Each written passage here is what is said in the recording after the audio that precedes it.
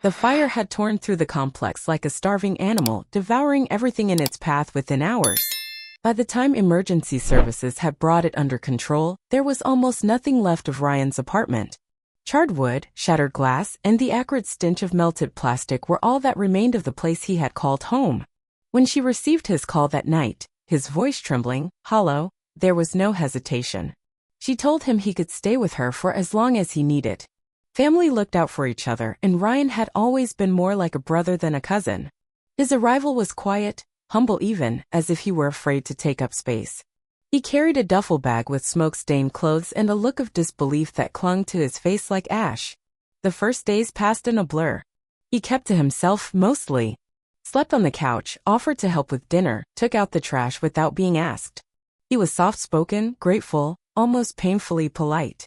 He insisted that it was temporary, that he'd start looking for a new place as soon as insurance came through. She believed him. She even admired how resilient he seemed in the face of total loss.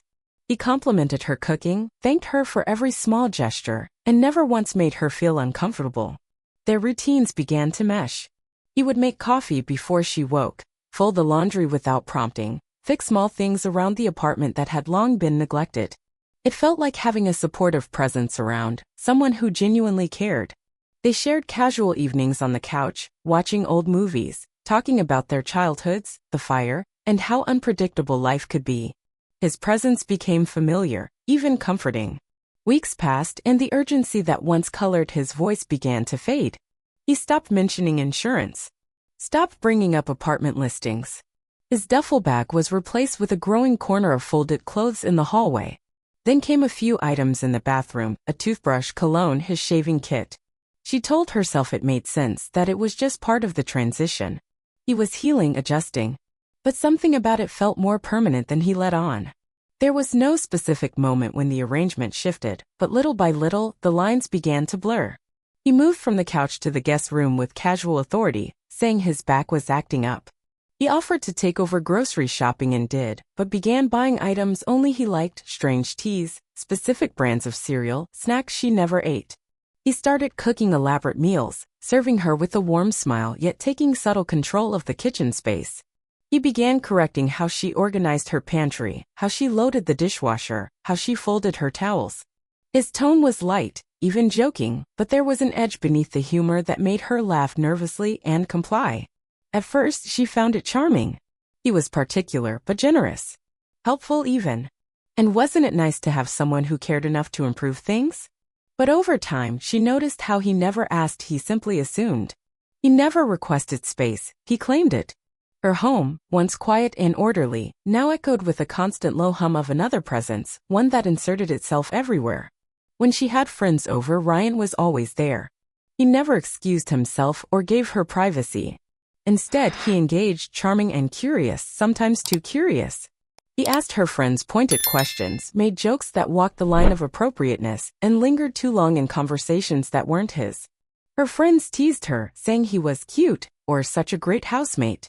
But she couldn't shake the strange energy, like he was studying her life and slowly rewriting his place in it. He had a way of making himself indispensable. When her car battery died, he fixed it. When her Wi-Fi acted up, he spent hours on the phone until it was resolved. He became a problem solver, a handyman, a caretaker. And with every solution, he embedded himself deeper into her daily routine. When she came home from work, he was always there. When she went to sleep, he was just a room away. When she went out, he asked where she was going, how long she'd be. It was framed as concern, but it felt like surveillance. Still, she kept her doubts quiet. After all, he had lost everything. He had shown nothing but kindness. And wasn't it cruel to be suspicious of someone who had experienced such trauma? She reminded herself that people need time to recover, to feel safe again. That maybe his behavior was just temporary, born from the instability he'd endured. But underneath that rationale, a discomfort began to grow. Subtle, like a slow leak in the walls, unseen but persistent. She began to notice how he watched her. Not just in passing, but deliberately. When she was on the phone. When she was working late. When she was getting dressed and had forgotten to shut the door fully. The gaze wasn't aggressive, but it lingered. And when she caught it, he would smile and look away as if nothing had happened. She told herself she was imagining things. that maybe she was just being overly sensitive. But the unease didn't leave. She also began to realize how much space he now occupied. He used her laptop. Her Netflix account was filled with his recommendations. Her grocery bills had doubled. Her calendar was now shaped around his presence. When she went to schedule a haircut, he asked if she wanted company. When she declined an offer to go out with him for dinner, he looked hurt. Not disappointed, hurt, as though she'd betrayed him. In the mirror, she saw the subtle signs of emotional fatigue. Her routine was off. Her sleep was lighter, interrupted.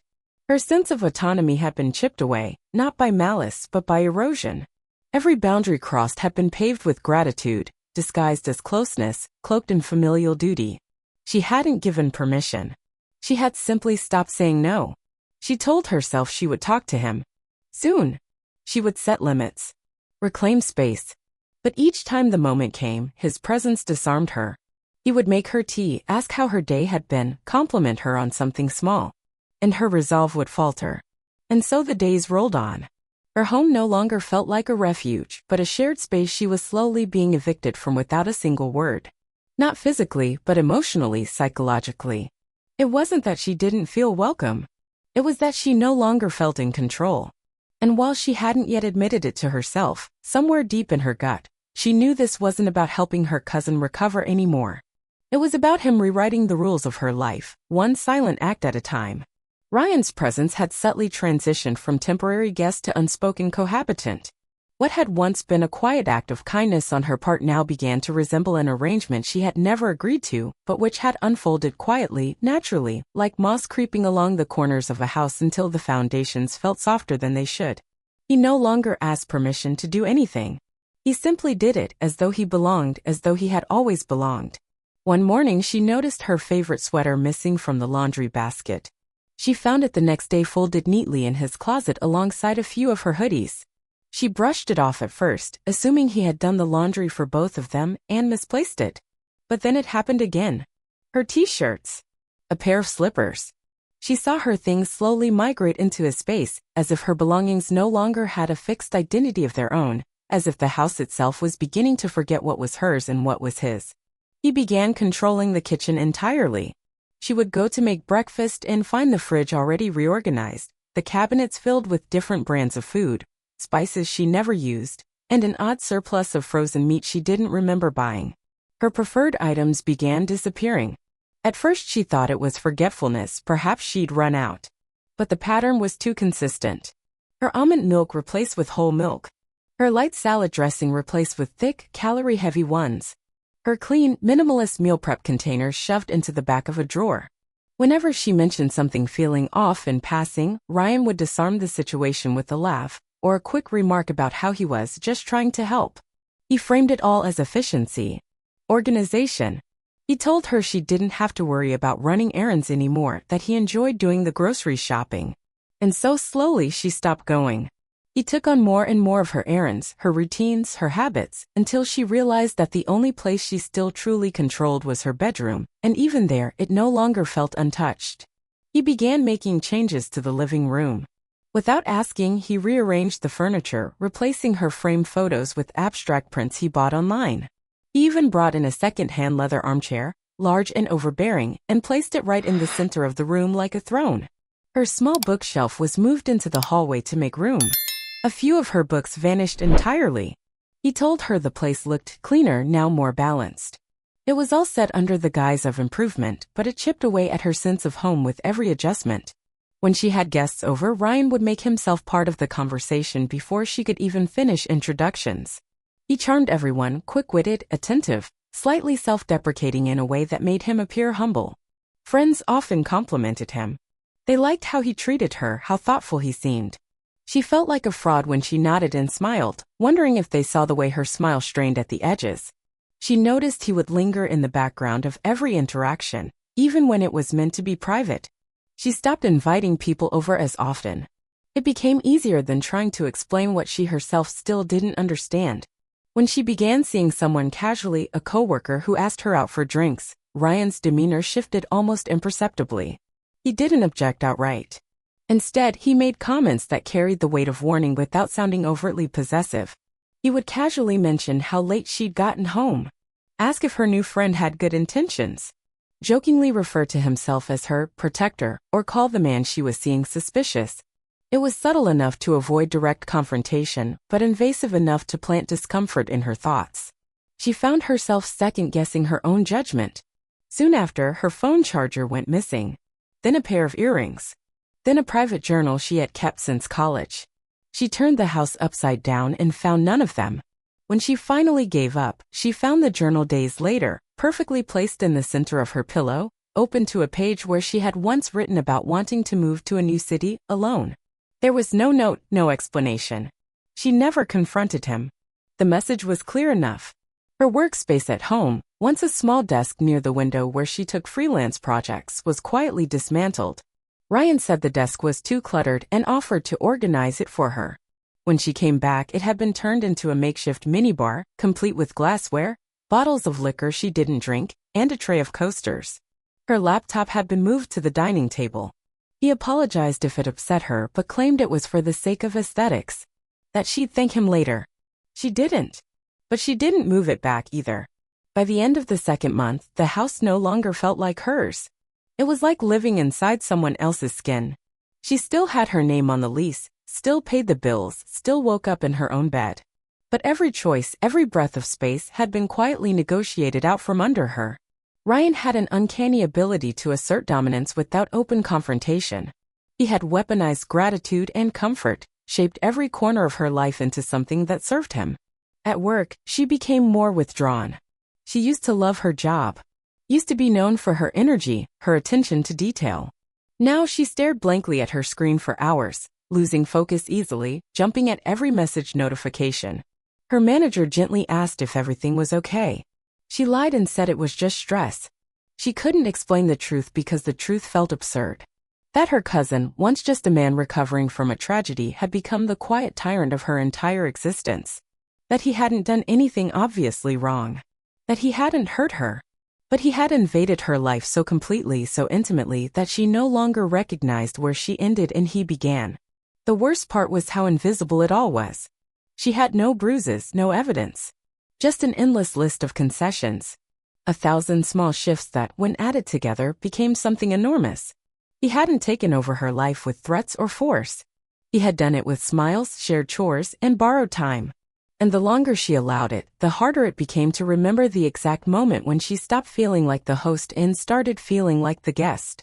She began to notice how silence settled differently in the house now, heavier and more watchful. It used to be the kind of quiet she welcomed, a peaceful hush after a long day, the gentle hum of stillness that allowed her thoughts to wander freely. But lately it felt thick, like something unseen had coiled itself into the corners, listening, waiting.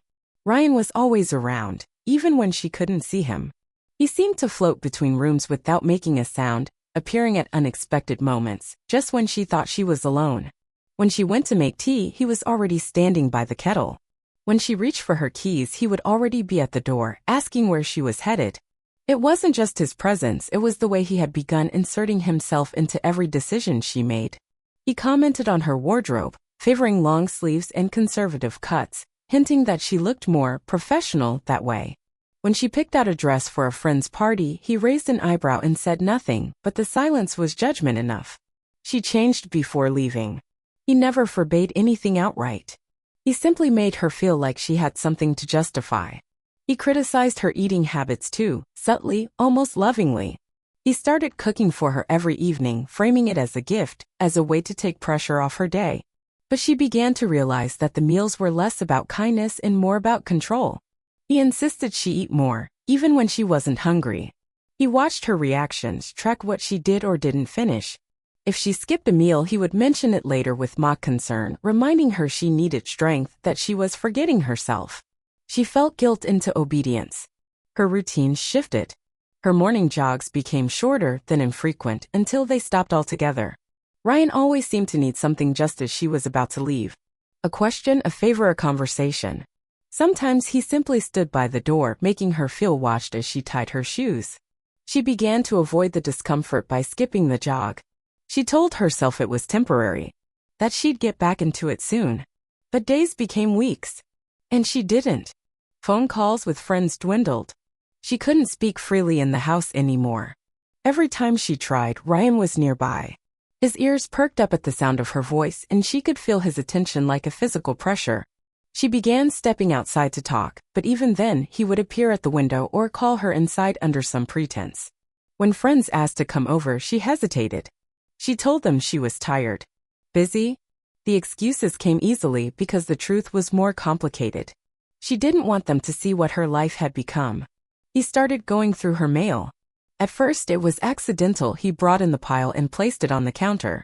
Then she noticed it opened. Bank statements, appointment letters, even a birthday card from her mother had been carefully sliced open and resealed. She confronted herself in the mirror with the knowledge but told no one. She didn't want to start a conflict. She didn't know how he would respond. Her sleep grew restless. Some nights she would wake and find her bedroom door slightly ajar, though she was certain she had closed it. Once she thought she heard the faint creak of floorboards just outside her room at 2 in the morning. She lay there frozen, listening to the silence pulse in the hallway. When she finally drifted off again, her dreams were fractured and heavy, filled with shadowed figures and suffocating walls. Her sense of time blurred. Days folded into each other with quiet sameness. Ryan began referring to the apartment as our place in casual conversations. He spoke about shared bills, shared responsibilities, future renovations. She had never invited this. Never agreed. But correcting him felt exhausting. She didn't want the fight. Instead, she let it pass. Again. There were moments when she caught him watching her with something that resembled possessiveness. Not affection. Not care. But a slow, simmering stare that felt territorial. It wasn't attraction. It was ownership. She could feel it in the way he tracked her movements, in the way he noticed small details, a new shirt, a different perfume, the time she came home. He always knew where she had been, even when she didn't tell him. He guessed things correctly with unsettling accuracy, as though he were memorizing her. When she mentioned wanting to visit her sister out of town, he questioned the timing. He said it wasn't safe to travel. That she had been under stress and should rest instead. That he would miss her. That he didn't feel right being alone in the house. His words wrapped themselves around her like velvet chains. She canceled the trip. The few remaining friends she confided in said things that made her feel even more isolated. One suggested Ryan was just overprotective because of his trauma. Another said she was lucky to have someone who cared so deeply. One even joked that maybe Ryan had a crush on her. No one saw it for what it was. Not even she, not fully. She began writing things down. Small things. The way he rearranged her drawers. The way he corrected her calendar appointments. The way he started using we instead of you. The way he deleted voicemails before she heard them, saying they were spam. She needed to prove to herself that she wasn't imagining it. That this erosion of autonomy was real, not paranoia. Her notepad filled slowly. Quietly. She hid it inside a stack of old cookbooks she hadn't opened in months. In moments of stillness, when Ryan wasn't hovering nearby, she tried to remember what life had been like before he moved in. It was difficult. His presence had become so interwoven with her days that it felt like trying to separate water from dye. She remembered a time when she had space, when her thoughts were private, when her mornings were hers alone. The memory felt distant, like something that belonged to another version of herself. She began to feel claustrophobic in her own skin. Her body felt watched. Her voice borrowed. Her choices rehearsed. She laughed less. Smiled less. Even her reflection seemed different, duller, thinner, more faded. She had not consented to this transformation, but it had happened nonetheless. Ryan had reshaped her environment, her habits, and now he was closing in on her sense of identity. She told herself that next week she would say something. She would tell him she needed space, boundaries, a timeline for his departure. But every time she rehearsed the words, they fell apart in her mouth. Because she knew deep down that he wouldn't leave willingly. And part of her was beginning to fear what might happen if she pushed him. The change became more visible when she started trying to reclaim even the smallest pieces of herself. It began with a drawer, one that had once been hers, filled with small, personal items, candles she liked, an old journal, a stack of postcards she had collected while traveling. She cleared it out, carefully removing the tools and electronics Ryan had casually stored there, and refilled it with her belongings. For the first time in months, she felt a flicker of autonomy. But it didn't last. The next morning, the drawer was back to how it had been, the postcards gone, the candles replaced with extension cords and batteries. Nothing was said. There was no confrontation. Just quiet, efficient erasure. The more she tried to mark her space, the more he seemed to tighten his grip. When she bought a new plant and placed it by the window, it disappeared 2 days later. Ryan claimed it had been attracting gnats and threw it away. When she rearranged the bookshelf to include more of her own reading material, he reorganized it within hours, placing his books front and center and hers in a box he tucked under the bed, saying he was making room. These weren't acts of malice, but each was a precise and deliberate act of dominance framed in domestic language. It was never him versus her, it was always about what was better for the space or what made more sense. His justifications were soft, like the slow tightening of invisible threads. Her discomfort evolved into paranoia. She began to wonder if she was losing her mind. Sometimes she would leave something in one place, only to find it missing or shifted later, with no explanation. She questioned her memory, her own sense of certainty. But deep inside, she knew she wasn't mistaken. Ryan had found a way to reprogram the environment, not just physically but psychologically. He was creating doubt where there had once been confidence. He started tracking her schedule more closely. If she left the house, he wanted to know when she'd be back. If she came home later than expected, he'd casually mention how worried he'd been. Not angry, never angry, just anxious. Just disappointed. She found herself apologizing for things she didn't need to apologize for. Time became something she owed him. Privacy became an act of rebellion. One night, she received a call from a former friend she hadn't spoken to in months. They talked for over an hour. When she hung up, she found Ryan sitting silently in the dark living room. He didn't ask who she had spoken to. He only asked if everything was okay. She lied and said yes. But that evening marked a shift. He became more watchful, more present. He started joining her in every room, no matter how short her stay. He stood in the kitchen when she cooked. Sat in the bathroom doorway while she showered, claiming he had to fix the light fixture. She couldn't be alone anymore. Not even in silence. She started sleeping with her door locked, something she hadn't done since she was a teenager. At first, it gave her a fleeting sense of control. But then the lock broke. Ryan said he'd fix it, but days passed and nothing changed. When she pressed him, he said it was unnecessary, that she had nothing to be afraid of, that this was her home and she should feel safe. The way he said it made her skin crawl. She tried calling her sister again, just to hear a familiar voice. But before she could get the words out, Ryan walked into the room and sat down across from her, watching her with a faint, unreadable expression. She ended the call early. Her sister messaged her later asking if everything was okay. She didn't reply. Her health started to decline. She lost weight without realizing. Her skin paled. Her appetite was erratic. She began to wake in the middle of the night with panic attacks, heart racing, lungs tightening, drenched in sweat. During the day, she felt like she was floating just outside her body, watching a version of herself go through the motions of work, of conversation, of survival. Ryan began calling her ours instead of using her name. Our schedule, our couch, our space. When she corrected him, he laughed like it was a joke, like she was being overly sensitive. But she wasn't. It was deliberate. She no longer had a singular identity in the space she lived. She was an extension of the life he had claimed for them both. One afternoon, she came home to find a framed photo of the two of them on the wall.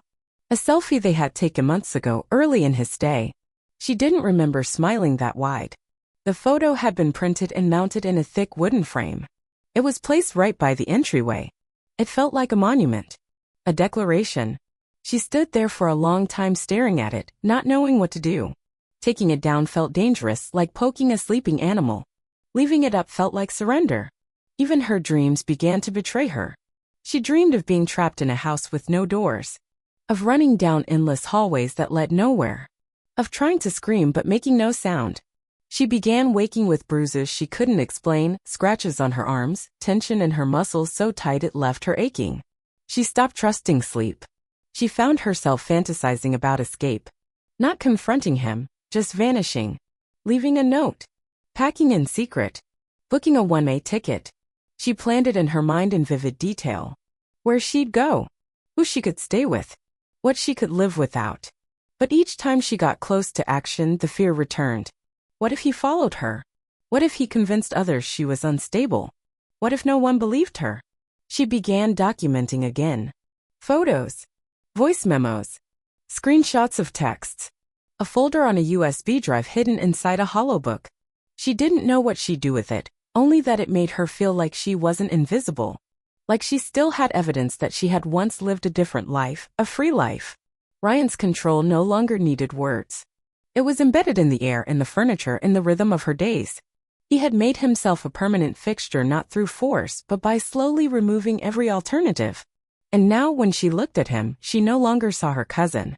She saw a stranger in a familiar face, someone who had entered her home like smoke through a crack in the door, and filled every room until there was no clean air left. She began to notice how the walls of her life no longer just confined her, they observed her. There was no place to retreat to, no pocket of peace untouched by Ryan's presence. Every object seemed curated, every inch of the apartment claimed by his influence. Even the sounds had changed. The way the cupboard doors closed, the way the faucet dripped, the way footsteps echoed on the hardwood floor, it all felt foreign. It wasn't just a matter of discomfort anymore. It was disorientation, like the physical space around her had turned traitorous, whispering his name in every creak in silence. Each morning began the same way now. Ryan would already be awake, positioned in the kitchen, offering breakfast as if this ritual had always existed. He wore the same practiced smile, the same patient tone, as though they were a couple in the early years of a settled marriage. But the intimacy was performative, one-sided, something she had never consented to. When she didn't eat, he watched her. When she ate too fast, he asked if something was wrong. His concern was constant and exhausting, a gentle noose tightening under the guise of care. He began entering her room without knocking, citing small tasks or fabricated concerns. He needed to adjust the curtain rod, check the smoke detector, look for a misplaced tool. She would come home to find things moved, books she hadn't touched rearranged, drawers left slightly open, her wardrobe subtly resorted.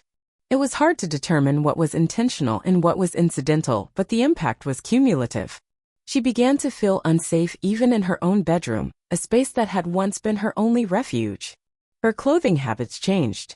She stopped wearing certain outfits, not because of any specific comment from Ryan, but because of the way his eyes lingered on her, the way his approval or disapproval hung silently in the air. She began dressing for invisibility, not comfort.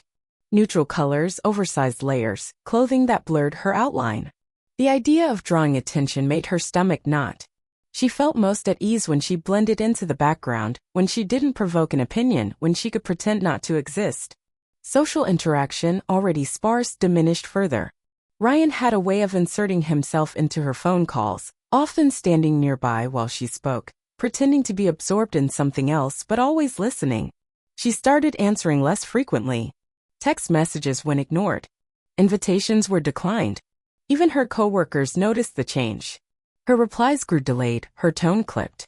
She wasn't rude, just remote. Like she was elsewhere, held hostage by some unnamed burden. One evening, while searching for an old journal she had hidden, she discovered a box she hadn't seen in years placed neatly in the back of her closet. Inside were personal photographs, letters, small keepsakes from her childhood, items she hadn't unpacked since she first moved into the apartment. She hadn't put them there. She hadn't even opened that box in her current residence. Someone had gone through her past and reassembled it for her to find. It was deeply unsettling, not because of the contents themselves, but because of the intrusion. Ryan had crossed another line, another boundary. But as always, he left no fingerprints, no confrontation. Only a message. He knew everything about her. She started to monitor his patterns, not out of curiosity but out of necessity. She learned the times he left the house, where he usually placed his phone, how long he spent in the shower. She memorized the sound of his footsteps and could distinguish between his approach and retreat. Surveillance became survival. She kept her USB drive hidden inside a hollowed-out book on the highest shelf of her closet, now encased in a second decoy cover, just in case. Her anxiety became chronic. Her heart raced even at rest. She developed tension migraines, her shoulders constantly hunched with invisible weight. Some mornings she would sit on the floor of her bathroom for an hour, unable to convince herself to move. Time slipped past without her noticing. The thought of leaving felt both urgent and impossible. She fantasized about escape but never made the first step. Every door seemed locked not by keys but by fear. One night, she overheard Ryan talking on the phone in the living room. His voice was low, measured, oddly cheerful. She couldn't make out the words, only the cadence. But what chilled her was the way he described the apartment. He spoke in terms of ownership. "I made it better," he said. "It feels like mine now. Not ours. Not hers. His." She pressed her ear against the wall and held her breath. A few moments later, she heard her name. Not in anger. Not even with affection. But with the same tone one uses to describe a pet. Something claimed, domesticated. From that moment, she knew with certainty that he would never leave voluntarily. Ryan had not simply inserted himself into her life. He had taken it over, rewritten it in a way that made his presence appear natural, inevitable. He had turned her sanctuary into his ecosystem, and in doing so, transformed her into a supporting character within her own story. The illusion of safety was gone. She began locking her door again, this time with improvised wedges and silent alarms. She installed a tracking app on her own phone, not for Ryan to see, but for her sister should she ever need someone to find her. She created a backup of her USB drive and left it at work, disguised as a company document. She rehearsed what she would say to the police, to a friend, to anyone who might listen. But her greatest fear wasn't that no one would help. It was that no one would believe her. Because Ryan wasn't violent. He wasn't threatening. He was charming, tidy, attentive. He made coffee. He paid for groceries. He remembered birthdays. He smiled at neighbors. And she knew how dangerous that made him. The kind of control he exerted didn't leave bruises. It left confusion, shame, isolation. And slowly a dull, grinding kind of despair that wore her down day by day. One morning, as she stood by the window sipping lukewarm tea, she looked out over the city and imagined what it would feel like to be unknown again. To be unreachable. To take nothing with her and disappear into a place where her name wasn't spoken without permission, where her choices weren't filtered through someone else's expectations. She let that vision settle into her mind like a seed. She knew she couldn't endure much longer. The house had become a cage lined with velvet. Each day was a reminder that Ryan had transformed her life into something soft and suffocating. She had to act. But how she would do it and when remained unanswered. The only thing she knew for certain was that the moment was coming, and when it did, she would have to be ready. Because if she hesitated again, there might not be another chance. The morning light crept through the blinds in quiet bands of gold, but it brought no warmth. She sat in the same chair she always used at the kitchen table, her fingers curled around a cup she hadn't taken a sip from in over 10 minutes. The tea had gone cold, but she wasn't drinking it for comfort. It was camouflage, a prop to help her appear occupied as her thoughts spiraled silently in the back of her mind. The quiet no longer lulled her into calm. It kept her alert, on edge, waiting for the next small shift in the atmosphere that would signal his presence, his interest, his scrutiny. The apartment, once filled with her laughter and clutter and life, now echoed with restraint. Every decision felt like a negotiation. Every word she spoke was weighed before release. She had begun preparing. Slowly, carefully, a series of deliberate, calculated steps that looked like nothing to anyone else but were everything to her. The drawer in the bathroom no longer held just toiletries. Now it hid a second phone she had purchased in cash at a discount electronics store far across town. She kept it off and wrapped in aluminum foil, stuffed deep under a pile of hairbands and cotton pads. Her main phone remained unaltered and visible, just as he expected it. She continued to let Ryan watch her scroll, to read over her shoulder, to monitor her messages. She allowed the illusion of transparency to remain intact, because transparency made him comfortable. And his comfort made her invisible. At work, she borrowed a scanner and copied important documents. ID cards, bank details, her birth certificate, anything that could make restarting elsewhere easier. She emailed the scans to a secure cloud she set up under a fake name and deleted all traces from the office computer. She took to carrying cash again, small bills added here and there from ATM withdrawals she disguised as grocery trips. The money stayed hidden behind a loose panel beneath her dresser drawer, taped to the back of the wood. She checked it every morning, not because she feared it would be gone, but because the sight of it grounded her. It was real, tangible proof that her plan was in motion. Ryan had grown bolder. He started entering her room without warning again, lingering longer, touching her things as if they belonged to him. He commented on her habits in ways that disguised criticism as concern.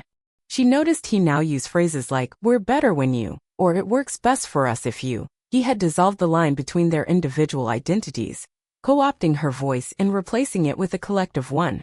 She didn't argue. She nodded. She murmured agreement. but inside she was keeping track. Every moment she conceded outwardly was a moment she banked toward her exit. She tested the locks again. Practiced turning the key in the dark. Timed how quickly she could get her emergency bag from the closet and reach the front door. She slept in clothes that were easy to move in. Shoes by the bed. Jacket ready. She rehearsed scenarios in her head constantly, what she would do if he intercepted her, what she would say if he cornered her, how she would scream if she had to. These weren't fears anymore. They were rehearsals. She started speaking to people again, casually, distantly, testing who she could trust. A former co-worker she hadn't seen in months responded to a casual message with warmth and concern. She arranged a lunch, chose a public place, arrived early and left first. She didn't speak of Ryan directly, only hinted. But her friend's reaction was enough. She saw it in the tightening of the woman's eyes, the way her hand paused on the water glass. It was the first confirmation that her reality wasn't invisible. Someone else could sense it. That night, Ryan asked how lunch had gone. She lied effortlessly. Told him it was boring. That her coworker was thinking of moving abroad and probably wouldn't keep in touch. Ryan nodded, satisfied. He said nothing more. But he watched her a little longer that night before going to bed. She locked her door again and slept with the second phone in her pillowcase, just in case. In the final days before she would act, her calm became unsettling even to herself. It was not peace. It was the silence before a storm. She moved through her routines with robotic precision. She smiled at the right moments. She laughed when expected. She asked Ryan how his day was, complimented his cooking, folded the towels exactly how he liked them. She played the part of the companion he had constructed, gave him no reason to suspect that anything was wrong. But inside her chest, her heart was sharpening like a blade. The morning she chose was like any other. Ryan left early for a hardware store trip, a list of home improvement items in his pocket. He mentioned something about finally fixing the balcony light. She told him it was a good idea. Kissed him on the cheek without flinching. When the door closed, she moved like someone on a timer. The emergency bag into her backpack. The cash into her coat. The hidden phone powered on. Her real phone left on the table, screen wiped. She grabbed the USB drive from its hiding place and tucked it deep into her pocket. No note. No explanation. Just absence. She didn't go out the front door. She went down the fire escape, 3 flights, knees shaking, heart pounding but step steady. She walked 2 blocks before calling the ride she had pre-scheduled. It picked her up from a park entrance where no cameras would recognize her. She didn't look back. Not even once. When Ryan returned, the apartment was clean, untouched. Her slippers were in their usual place. The lights were off. Her scent still hung in the air. But she was gone. Entirely. There was no trail to follow. No warning. No hint of where she had gone. He sat in the silence for hours, confused at first, then enraged, then stunned into stillness. He checked her phone. He opened her drawers. He called her friends. He called the police. They said she wasn't missing. She had left willingly. She had taken her ID, her cash, her essentials. There was no crime. Just choice. She didn't return. She changed her name. She moved to a city where no one knew her. She got a job under the table while waiting for legal paperwork to catch up. She lived small, quietly, but for the first time in over a year, she breathed without measuring each inhale. She could go for walks without looking over her shoulder. She could make tea and leave it untouched because no one was watching. She wasn't whole yet. She wasn't healed. But she was out. And that, she realized, was enough. Not perfect. Not final. But enough to begin again.